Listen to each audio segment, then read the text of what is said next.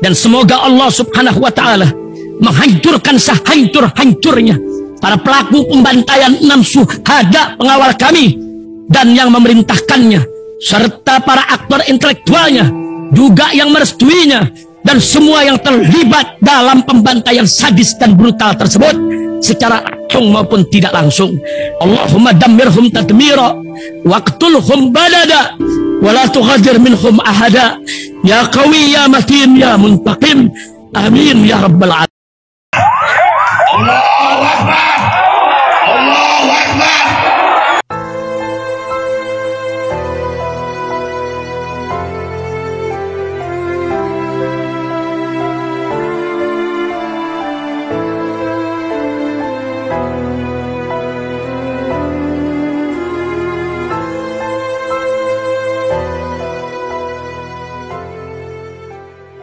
Soal nasab, Allah mementingkan nasab.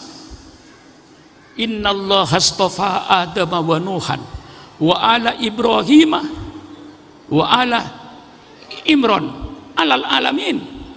Allah menentukan nasab yang dipilih oleh Allah Nabi Adam pribadi dulu, lalu Nabi Ibrahim, Nabi Nuh, setelah itu keluarga.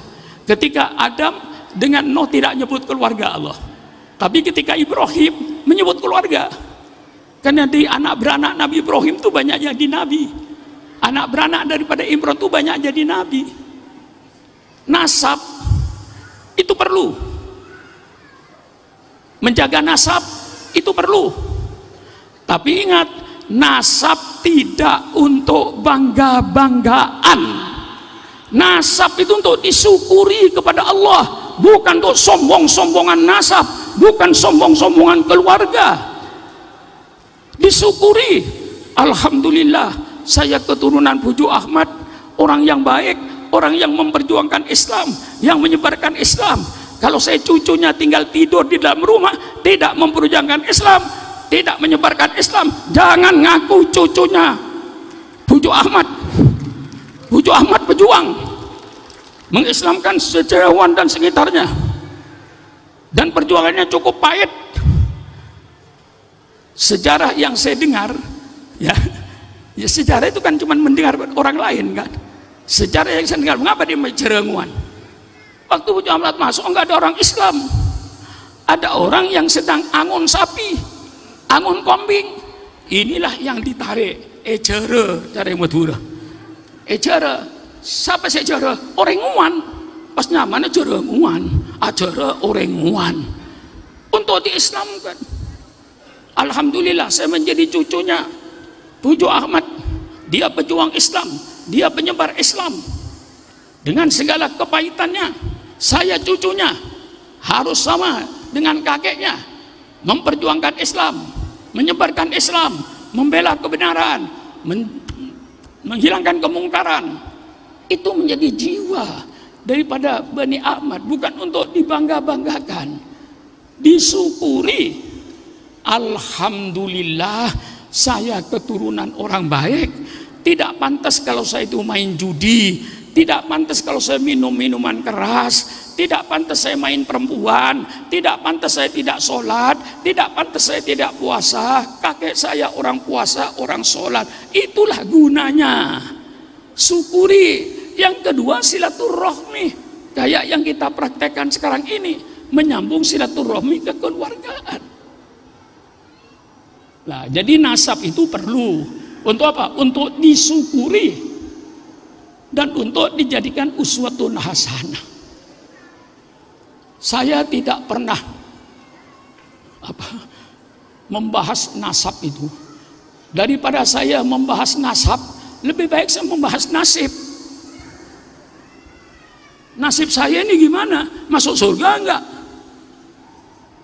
Di dunia nasib saya gimana? Fid dunya hasanah. Saya harus hidup di dunia itu yang baik. Hidup di dunia yang baik bukan hanya banyak duitnya. Hidup di dunia yang baik bukan hanya rumahnya yang bagus. Fid dunya hasanah, duitnya banyak, bagus, rumahnya bagus, mobilnya bagus, plus sholatnya bagus, puasanya bagus, zakatnya bagus, infaknya bagus, plus akhlaknya bagus. Itu namanya fid dunya hasanah. Duitnya banyak, tapi tidak sholat, tidak termasuk fid dunya hasanah orang itu.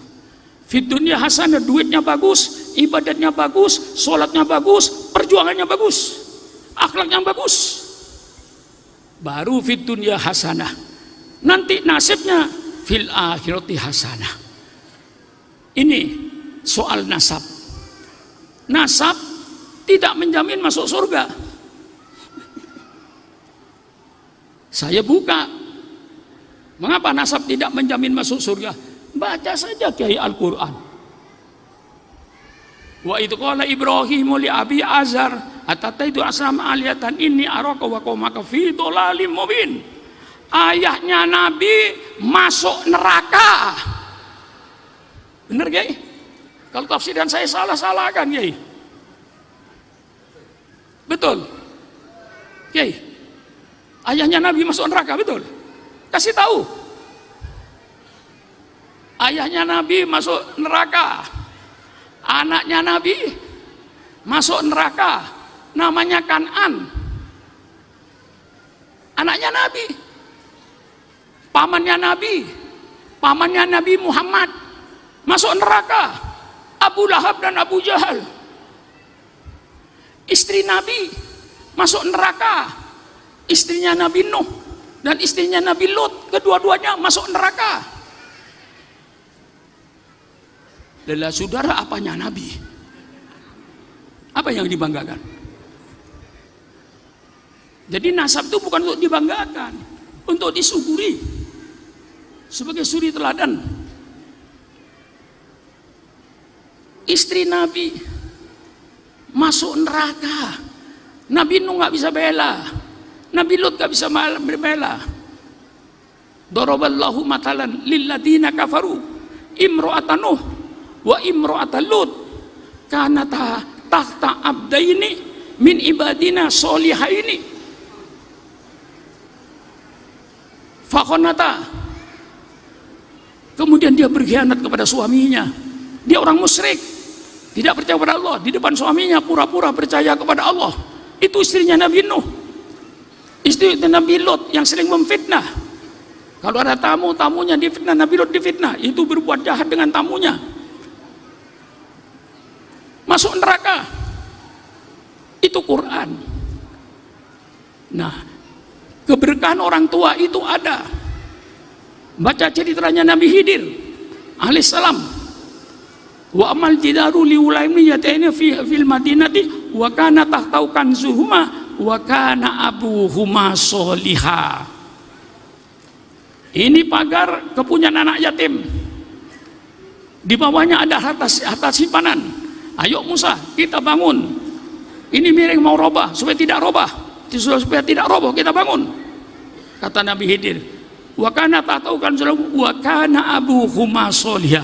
Ayah yang soleh ini memberkahi kepada anak cucunya. Buju Ahmad seorang yang soleh memberkahi kepada anak cucunya. Wa kana abuhuma sholihah. Itu keberkahan dari orang tua. Kita semuanya insya Allah banyak mendapat keberkahan dari orang-orang tua kita. Maka nasab itu perlu kita jaga, kita pelajari untuk disyukuri dan untuk untuk menjaga silaturahmi. Ini gunanya nasab, tidak untuk sombong-sombongan. Wa man kana muftakhiran bil mali wan nasabi fa innama fakhruna bil ilmi wal adabi. Kalau mereka sombong-sombongan karena keturunan, mereka sombong-sombongan karena kekayaan, kami tidak perlu. Yang perlu bagi kami ilmu dan adab. Kebanggaan kami ini karena ilmu, kebanggaan kami karena adab, sopan santunnya. Tiru akhlak Rasulullah sallallahu alaihi wasallam. Wa kana sadidul haya wa tawadu. Rasulullah sangat tawadu. Artinya tawadu kalau saya perpanjang, menghormati orang lain dan tidak minta dihormati. Bani Ahmad, hormatilah orang lain. Tidak perlu kita minta dihormati. Hormatilah orang lain. Tidak perlu minta dihargai. Hargailah orang lain. Insya Allah orang yang menghargai orang lain, walaupun tidak minta dihargai, insya Allah dihargai oleh orang lain. Jangan minta dihormati. Hormatilah orang lain. Ini sifat Rasulullah. Sekarang ribut tentang nasab. Ya, sedang ribut nasab kan sekarang ini. Kata satunya, habaib yang ada di Indonesia ini maktu. Ingat saudara, orang menulis sejarah itu yang ditulis apa yang tahu. Mana tadi penulis tadi yang laporan itu orangnya? Hah? Mana orangnya? Dia yang ditulis tadi itu berdasarkan dongeng lagi, berdasarkan cerita lagi. Jadi ahli sejarah itu menulis apa yang dia tahu. Yang dia tidak tahu belum tentu tidak ada. Sekarang saya contohkan, ya bukan untuk sombong-sombong, saya contohkan misalnya Kiai Khalil Nafis bikin sejarah saya. Pak Sukron anaknya cuma 3, Zainal Ridho, Faiz, dan Konita Lutfia. Yang dia tahu, iya kan, sebenarnya yang tahu cuma 3 ada saya itu. Yang 1 saya yakin nggak tahu. Datang Kiai Afifuddin bikin sejarah saya, beda dengan dia. Loh enggak, Pak Sukron itu anaknya 4. 1 namanya Umar Faruk. Yang Kiai Khalil kagak tahu. Kiai Afifuddin tahu itu. Mengapa Kiai Khalil tidak tahu? Khalil Nafis, karena yang namanya Faruk ini di pondok konsentrasi. Dia subuh mengajar kitab Nasuhul Ibad. Dia anak kelas 6. Kiai Nafis nggak tahu itu. Aktif di pondok, ngatur santri, disiplin guru. Inilah Faruk, tidak keluar. Nah, ketika Kiai Afifuddin nulis sejarah saya, tidak. Pak Suron ada anaknya namanya Faruk. Saya lebih percaya kepada sejarah yang akhir daripada yang awal. Kalau ada orang beralasan yang dipercaya sejarah yang awal, itu tidak rasional. Tidak rasional dia. Sekarang kalau percaya kepada kitab tafsir awal, tolong ke Nafis, hanya tafsir Ibnu Abbas saja. Semua tafsir kebelakangan bakar. Itu tafsir datang ke belah akhir. Tidak benar. Apa begitu kira-kira? Apa begitu kira-kira? Bagaimana Kiai Afifuddin? Yang saya lebih percaya sama sejarah Kiai Afifuddin. Yang nama anak saya ada nama Faruk, karena dia berdasarkan fakta lagi. Tapi kadang-kadang bersih tegang. Tidak. Yang Afifuddin tidak saya akui, karena datang belakangan pada abad ke-8 ke abad ke-9. Yang saya akui kitab yang abad ke-5, ke-6. Itu kan tidak rasional itu. Lah iya, saya bukan. Mengapa bangsa Indonesia sudah tenang, hidupnya rukun, kok dirusak dengan nasab? Maka jangan sampai kita ini membawa nasab untuk perpecahan. Maka saya tadi setuju itu. Puju amat ke atas nggak dibaca. Ya, saya setuju tadi itu. Yang dibaca puju amat ke bawah. Puju amat ke atas nggak dibaca, karena takut katanya timbul perselisihan kalau dibuka ke atas. Betul itu, nggak usah dibuka ke atasnya itu, tutup. Saya tahu ke atasnya. Kalau tidak keliru, ya kalau dibuka nanti salah lagi. Saya kasih contoh, sudah nggak usah saya buka. Tapi saya tahu ke atasnya. Dari Puju Ahmad siapa atasnya? Siapa atasnya? Siapa atasnya? Saya tahu. Mengapa saya mengurusi nasib orang? Nasib sendiri diurusi. Itu saya tegas di Jakarta. Saya katakan, siapapun saja datang ke rumah Sukron Makmun. Saudara pun datang ke rumah saya, ngaku Habib, saya kasih duit. Iya. Masyarakat yang sudah aman, tenang, diganggu lagi. Dulu diganggu dengan Wahabi, selesai. Diganggu dengan Syiah, selesai. Setelah ini diganggu dengan nasab. Nanti setelah ini apa lagi untuk memecah belah ini? Sudahlah, kalau sudah tidak percaya pada Habib yang ini, sudah saudara aja yang tidak percaya. Gak usah ngajak orang. Saya percaya kalau Habib di Indonesia ini turunan Rasulullah, turunan Ali bin Ubaidillah, Ubaidillah bin Ahmad, Ahmad bin Isa Al-Muhajir dari Irak ke Yaman, bersambung dengan Ja'far Shadiq. Saya percaya, itu hak saya percaya. Saudara jangan memaksakan kehendak pada orang lain. Itu namanya memaksakan kehendak. Jangan memaksakan kehendak. Saudara yang tidak percaya sudah. Sekarang kalau dikatakan Ubaidillah tidak ada, tanyakan sama dia, kayak Nafis. Kalau Ubaidillah tidak ada, Alwi anaknya siapa? Alwi ini anaknya siapa? Kalau Anda tidak bisa menentukan bapaknya, berarti sudah menuduh Alwi itu anak zina. Tidak ada bapaknya. Tanya sama dia. Yang namanya Ahmad Alwi, lalu menjadi Ba'alawi ke bawah turunannya. Yang namanya Alwi itu anak siapa? Kalau bukan anaknya Ubaidillah, tolong buktikan secara fakta. Sejarah itu tidak hakul yakin. Sejarah itu tidak ainul yakin. Coba baca tadi, berdasarkan cerita, ya, berdasarkan manuskrip ditulis oleh orang. Cuman kita husnudzon, 99% kita percaya sama sejarah. Errornya 1% atau errornya 5%. Itu sejarah. Biar sejarah Majapahit, biar sejarah Ken Arok, biar sejarah manapun saja, itu mesti saya percaya 95%, error 5%. Tidak ada ainul yakin dalam sejarah, tidak ada hakul yakin dalam sejarah. Itu semuanya baca cerita, baca manuskrip yang dibaca lagi sejarahnya, dibaca cerita, dongeng. Itu sumber-sumber nasab. Dan sekarang kalau Alwi ini bukan anaknya Ubaidillah, tolong tunjukkan kepada saya. Tunjukkan kepada saya, Alwi itu anaknya siapa? Kalau Anda tidak berani menunjukkan ayahnya Alwi, berarti sudah menuju Alwi itu anak zina, gak ada bapaknya. Sudahlah, ini redakan sudah, gak usah diperpanjang itu. Saya minta kepada yang pro dan yang kontra, sudahlah, selesailah. Saudara yang tidak percaya, ya sudah. Saya kembali pada hukum Islam. Dalam hukum Islam itu, Kiai, kita wajib menghormati setiap manusia tanpa melihat nasab. Betul? Hatta orang miskin kita hormati. Wa amsaila fala tanhar.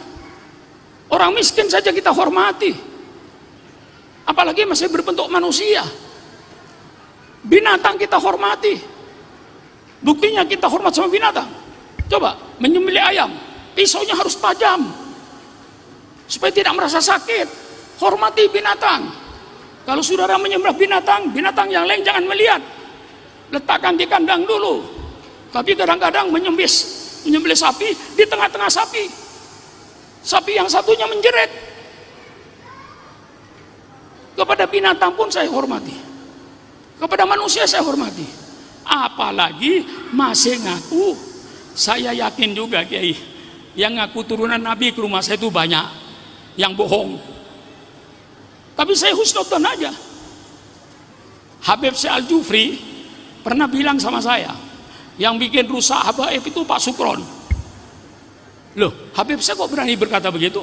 Di mana saya merusaknya? Setiap orang hidung mancung datang dari Tegal, datang dari Pekalongan, asal ngaku Habib, Pak Sukron kasih duit. Padahal itu bukan Habib.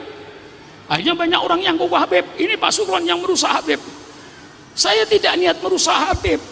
Dia ngaku pada saya ini Alatos, saya Al-Jufri. Kelihatannya nggak punya duit, saya kasih duit hadiah. Apa dosa saya?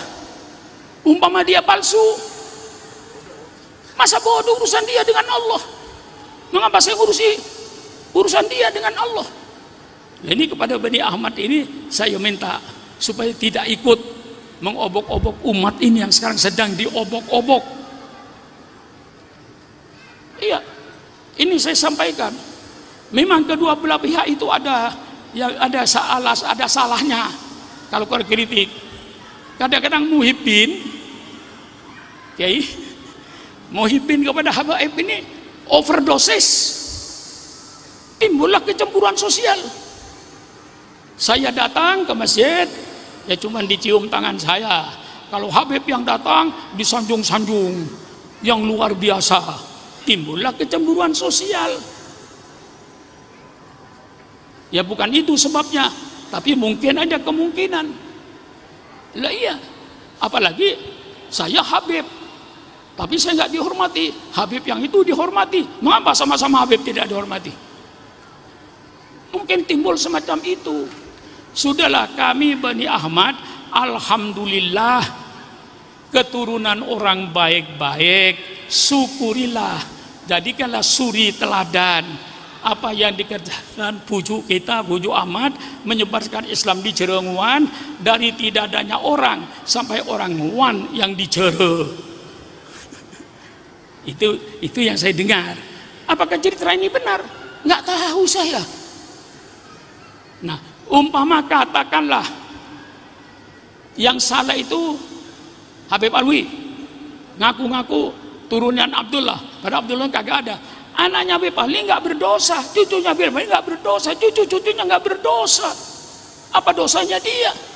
Yang dosa yang satu ini umpama benar. Kalau siapa? Alwi ini tidak punya ayah bernama Abdullah. Kalau itu benar, yang dosa ya Alwi ini saja. Turunnya ke bawah kan dia tahu tuh. Sekarang misalnya, naudzubillah ya, Bujuk Ahmad mengaku turunan anak A, padahal bukan. Ke bawah Bujuk Ahmad kan tidak ada dosa tuh. La taziru waziratu wizra ukhra. Dia yang berdosa. Mengapa dipikulkan kepada habaib yang ada sekarang? Itulah pedoman saya, Kiai. Ya kalau Kiai Nafis berbeda ya terserah urusan dia. Kalau Kiai Afifuddin berbeda dengan saya, urusan dia. Tapi saya berpendirian, siapapun saja yang masuk rumah saya, hidungnya mancung atau hidupnya peseng, selama dia ngaku Habib, saya hormati. Apalagi dia alim, akhlaknya bagus, saya hormati. Umpama dia palsu, bukan keturunan Nabi, ngaku turun Nabi, bukan urusan saya. Urusan dia dengan Allah nanti di padang mahsyar. Bagaimana? Bani Ahmad bisa menerima? Bisa menerima? Nah, iya. Ya kalau sudah tidak menerima nasihat saya berhenti jadi penasehat. Apa jadi penasehat?